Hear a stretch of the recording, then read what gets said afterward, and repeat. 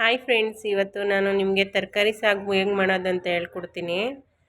Friends, ಈಗ ನಾನು first ತರಕಾರಿ ಎಲ್ಲ ತೊಳೆದಿಟ್ಕೊಂಡಿದ್ದೆ. ಅದ್ರ ಜೊತೆಗೆ ರುಬ್ಕೊಳ್ಳೋಕ್ಕೆ ಚಕ್ಕೆ, ಲವಂಗ, ಕೊತ್ತಂಬರಿ, ಹಸಿಮೆಣ್ಸಿನ್ಕಾಯಿ, ಕೊತ್ತಂಬರಿ ಸೊಪ್ಪು, ಶುಂಠಿ, ಬೆಳ್ಳುಳ್ಳಿ, ಟೊಮೆಟೊ, ತೆಂಗಿನಕಾಯಿ ಇದನ್ನೆಲ್ಲ ಈಗ ಮಿಕ್ಸಿ ಜಾರ್ಗೆ ಹಾಕಿ ಚೆನ್ನಾಗಿ ರುಬ್ಕೊಬೇಕು. ಆಮೇಲೆ ಈ ಕಡೆ ಒಗ್ಗರಣೆಗೆ ಇಟ್ಕೊಂಡಿದ್ದೀನಿ. ಒಗ್ಗರಣೆಗೆ ಸಾಸಿವೆ, ಈರುಳ್ಳಿ ಇದೆಲ್ಲ ಫ್ರೈ ಮಾಡಿಕೊಂಡು ಇದಕ್ಕೆ ಒಂದು ಟೊಮೆಟೊ ಹಾಕ್ಕೊತಾ ಇದ್ದೀನಿ.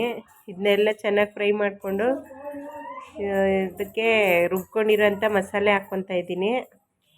ಇದನ್ನು ಒಂದು 5 ನಿಮಿಷ ಕುದಿಯೋಕೆ ಇಟ್ಕೊಂಡು ಆಮೇಲೆ ತರಕಾರಿ ಹಾಕ್ಕೊತೀನಿ. ಇದು ಚೆನ್ನಾಗಿ ಕುದಿಬೇಕು.